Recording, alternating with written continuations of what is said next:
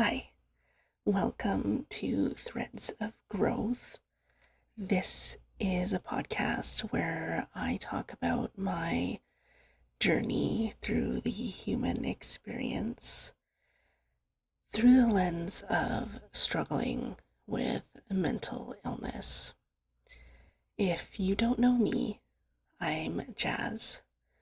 I've been diagnosed with depression, anxiety, BPD, and agoraphobia. I want to use this podcast as a way to connect with others with similar experiences, and I hope to also help reduce the stigma and shame around mental health. A lot of these topics I still currently struggle with, but I hope that over time these struggles will lessen. My hope is that this can help open the doors of discussion, as it's my belief that these topics, among other topics, should not be taboo. Before I dive into things, I want to give a general trigger warning. This will be likely at the start of every one of these podcast episodes. I don't want to name any specific triggers, as I feel like that kind of does the opposite. So keep in mind that a lot of the things in these podcasts will be touching on mental health issues and illnesses. So please be mindful, listen to yourself, and take care of yourself. I also want to add a disclaimer that I am not a professional. I am just a person with mental illnesses, and these are my struggles and my experiences. I do not speak for everyone with the same illnesses as me, as they look different for everyone. These are my thoughts and my opinions and my discoveries. I am open to learning more if I have the capacity to do so. And without further ado, let's jump into today's topic. So, the main things that I want to talk about today is isolation and loneliness, and attachment might also come into this. I'm not exactly sure because I kind of just want to speak from my heart, but also not kind of play into like the victim mentality. So, this is something that I am currently really struggling with. It's something I always kind of struggle with, but right now it's kind of at an apex. I will say a lot of my life I have felt lonely, and it's one of those things where it's not like I don't feel like I have people. It's more so feeling like there's a wall in between me and others.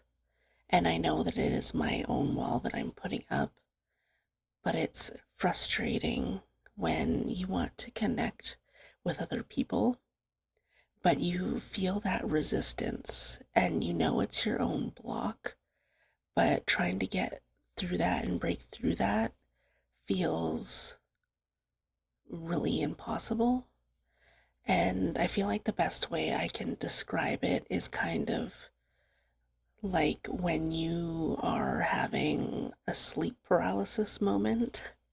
And well, this is my own sleep paralysis experience, but often I'm like, if I could just scream, someone can help me. But as you know, you are paralyzed, so you can't really do that. And so you kind of just have to sit there and deal with it and experience it.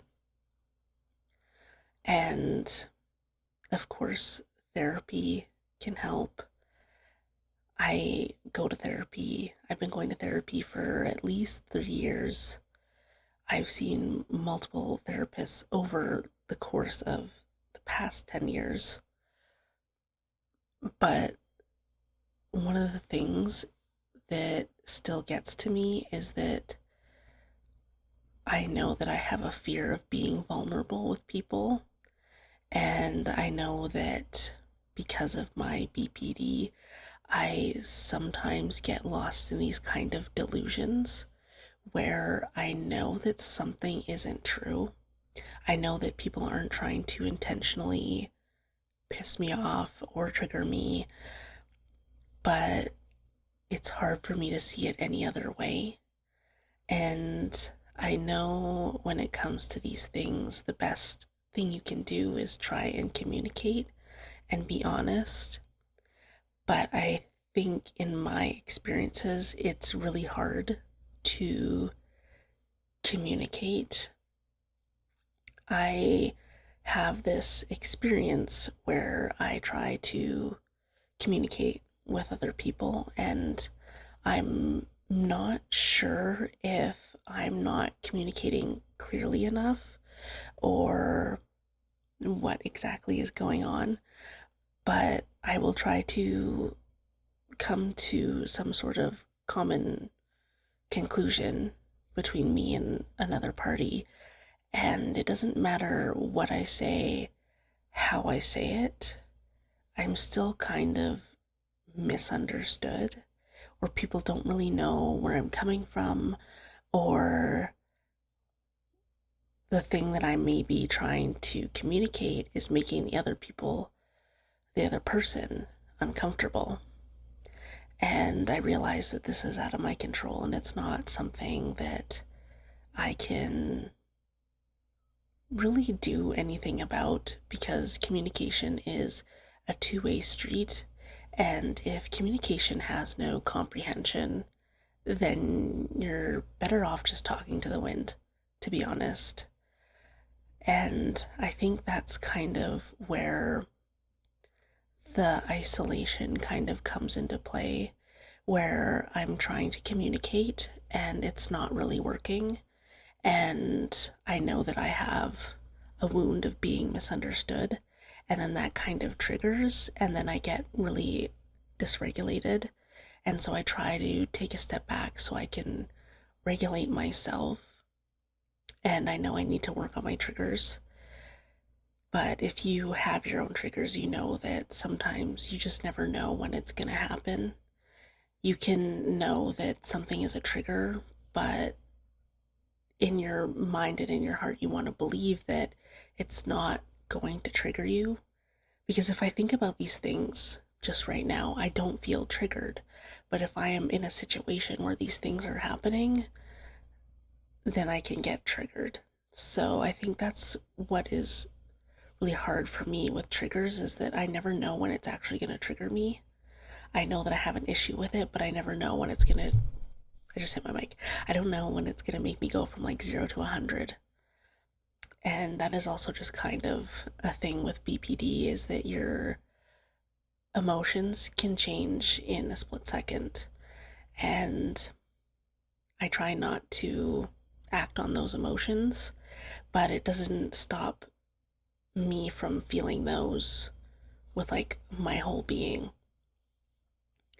And when it comes to isolation, I know that a lot of people say when you're struggling with mental health and mental illness that isolation is one of the worst things you can do.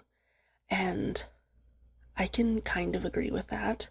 I think it's definitely not helpful because as human beings, we need connection, we need community, we need support. But for me, I find that a lot of social interactions kind of just keep making me feel worse. And isolation is kind of where I feel the most safe because I am more in control of what can trigger me and what can't. And it's really tough because this is something that I've only recently kind of started to try to really work on. I knew that I had triggers and trauma for a long time, but I didn't really know how to deal with it. And I think that's kind of also why therapy was kind of weird for me, because I would also try to communicate with my therapist and it wasn't really clicking. So it might be worthwhile for me to look for a new one. I really appreciated her help, and I am grateful that she was in my life for the time that she was, but I've noticed that I have not been feeling very happy with my therapy sessions, and I hate to say that it feels like a waste of money, but it does feel like a waste of money for me at this time when I don't really have a lot of money to begin with. So when it comes to being alone, I do feel a lot more calm. I feel a lot more in control.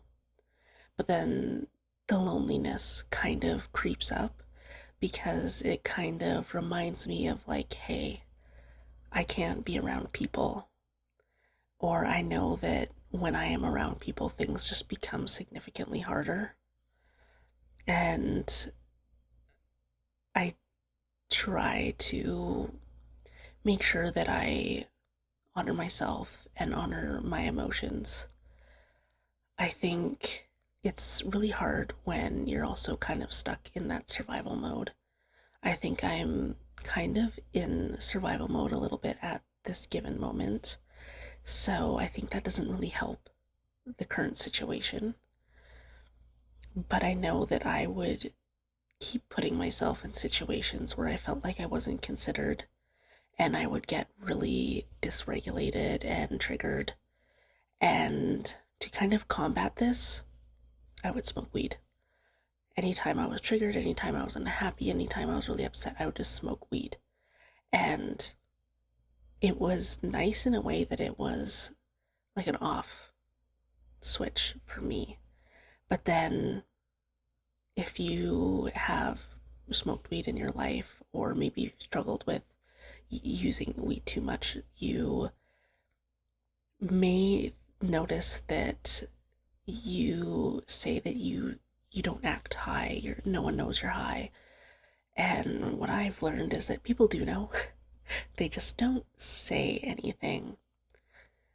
And it's also usually because someone can tell you when you're high that, hey, I think you're high, or like, what's going on? And if you truly believe that you're not acting that way, then it's hard for you to take that feedback. Because it's like, no, I'm acting totally normal, but that is not the case a lot of the time. So this was all fairly recent, like within the last 6 months, I would say. And I would go through periods of kind of being okay with my isolation, my loneliness. I would feel quite comfortable in it. I was okay with doing the things that I loved, whether it was just crocheting or making gaming videos or just playing games in general or watching shows that I like, or just even watching YouTube videos that I was interested in, or doing research on topics that I also liked. But then when you go from spending so much time alone and then you start spending a lot of time with like one person, especially if you have BPD. I can't really speak for anyone who doesn't have that or doesn't have any kind of attachment style issues. I personally have a disorganized attachment, and so my relationships with people are generally pretty rocky, especially if I haven't known them for very long and I'm not really secure and confident in our connection. I have a few friendships that I feel really secure in, and even if I do have doubts, I know that that is just a doubt. And I know that they are the kind of people that if they have a problem with me, they will tell me. And so I try to remind myself a lot of that a lot of the time. But with newer connections, I don't know how to navigate that unknown part of the relationship. I feel like I need a lot of clarity, but I'm too afraid to ask for it because I think sometimes when you're really honest and direct with your communication, it freaks people out, which I can understand, but it's not my intention to be weird or creepy. But I think a lot of people get that vibe sometimes. Or one thing that I've noticed a lot of the time is people are like, "Wow, you're really cool and mysterious," or you have a lot of charisma, and it's like I'm actually just like really awkward and really weird and mentally ill. I appreciate that you think that I'm cool and mysterious, but it's kind of me almost blacking out and just saying whatever comes to mind. I think a lot of people think that don't I don't want to swear, so I'm trying to think of how, like, I don't really give a, when I actually give a lot of, you know, I'm just very good at kind of not showing that, I think. I'm, sometimes I have a really good poker face, other times I don't. I think it just depends on the people that I'm around, or if people know me well enough, they will know that something does bother me, but I'm not really making it known. And that's more kind of in like maybe like social settings where I'm with a group of people that maybe I don't spend a lot of time with. And so I feel like I have to mask or put on an act. And if you're someone who masks, you know that that doesn't usually feel very good. But for me, I'm just kind of been a social chameleon a lot of my life. It will take me a little bit to warm up to people, but then once I warm up, I'm kind of just matching the vibe and the energy of whatever, excuse me, scenario that I'm in. And I'm really trying not to do that anymore. I want to be more myself. I want to be more authentic. I don't want to be afraid to exist. So, in certain social dynamics, I struggle with feeling like I don't fit. And I know that you can't be friends with everyone, and you don't often get along with everyone, and I know that. But it's more the fact where I feel like, why can't I connect with people? Like, it doesn't really matter where I am or who I'm talking to, and I can think in my head, well, like, wow, these people are really cool. Like, they seem really nice, they seem really sweet, they have really a lot of the same interests that I do, yet I can't come out of my shell. I kind of just like go nonverbal and I'm just like a fly on the wall. It's like I'm here, I'm observing, I'm taking everything in, but I can't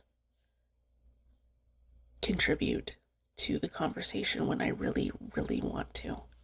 And I think that's kind of like the hardest parts of feeling lonely, but then isolating because you know you're getting triggered. But then also knowing that the only way to kind of deal with certain things is to put yourself into it.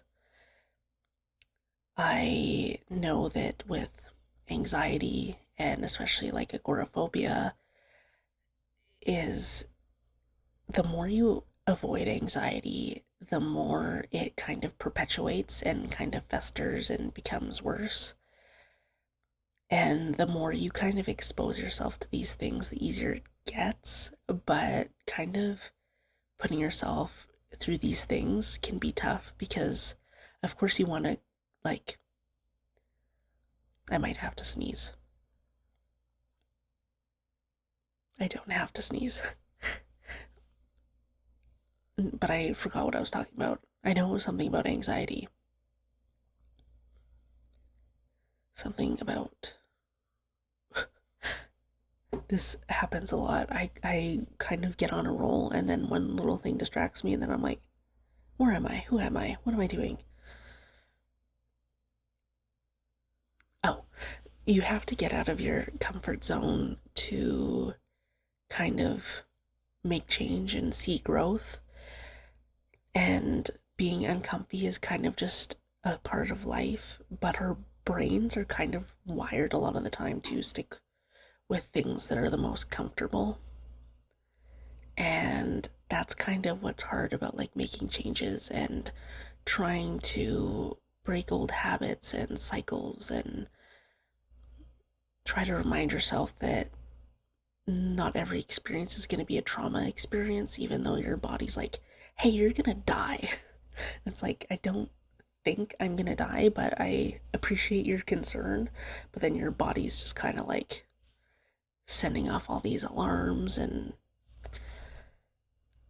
I do have ways that I can kind of stop those things sometimes, but it's kind of trying to remember to come back to myself and actually remember those coping mechanisms. I know there's a certain process where you're supposed to kind of catch it before it gets to that point, but sometimes being mindful of those things doesn't particularly work. And another thing that I know that the more you actually, let me reiterate, you want to be careful when you're going out of your comfort zone because there's different areas in the comfort zone where it's like this, it's uncomfy but it's manageable, and then there's that might be a little too much, and then there's like this might actually give me like trauma, or this might set me back because it's going to be too much of a negative experience, and I'm not going to want to do it again because I had this negative experience. So it feels a lot like towing the line of like, is this okay, is this not okay, can I proceed?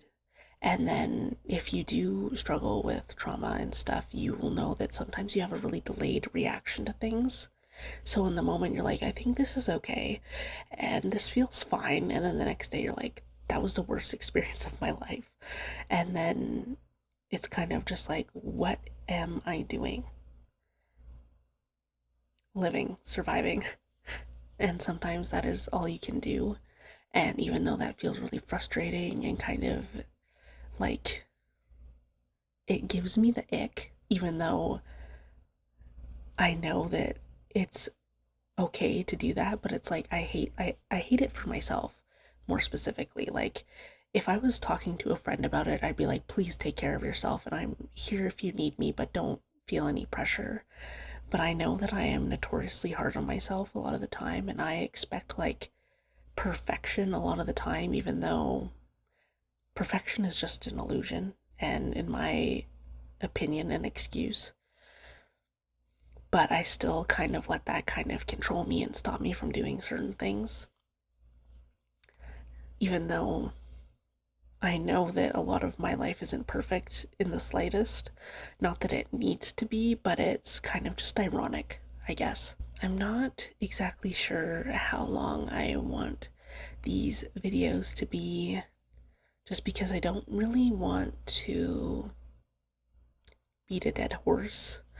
Not that that's necessarily what I'm doing, but I know I have a bad habit of repeating myself a lot of the time, and I don't really want to sound like a broken record. So I think for today, that is kind of all I really want to touch on for now. I was going to be doing specific kind of just video diaries where I just sit and talk about how my week was, but that wasn't feeling super aligned with me because a lot of things in my life are kind of just staying the same, even though I am trying to move forward. But it felt kind of redundant to be like, here I am, nothing's really changed. I'm doing my best. So I hope that if I can talk about certain topics that I struggle with, I can maybe help others feel less alone. And also, maybe it can help me kind of, what's the word? I can't, oh, verbalize. I'm a verbal processor. And sometimes when I talk to other people, I can feel invalidated really easily, and I do a lot of journaling, but I feel like it doesn't really give the release or the reality of speaking things out loud.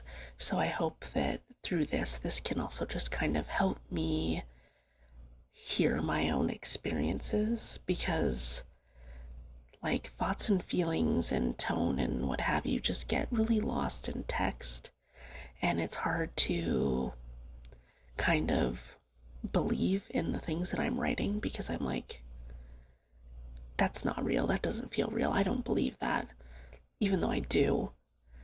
But I think this is a good way to speak it out into the world, I guess. Anyways, if you made it to this part of the video, if you made it to this part of the video, thank you for watching. I hope that there was something you could take away from this, whether it is comfort or some sort of validation, or I'm not really sure. I know that a lot of people say that you're not the only one that goes through this, but I think sometimes it's hard to believe that when someone's not really either currently dealing with it or they're past it. I'm not really sure. I think I just want to open these doors and see who comes in, I guess, or who wants to come in. But thank you for watching. I hope that you enjoyed this video. I hope to see you in the next one. It's okay if not, but I hope you have a good day and take care of yourself and stay safe.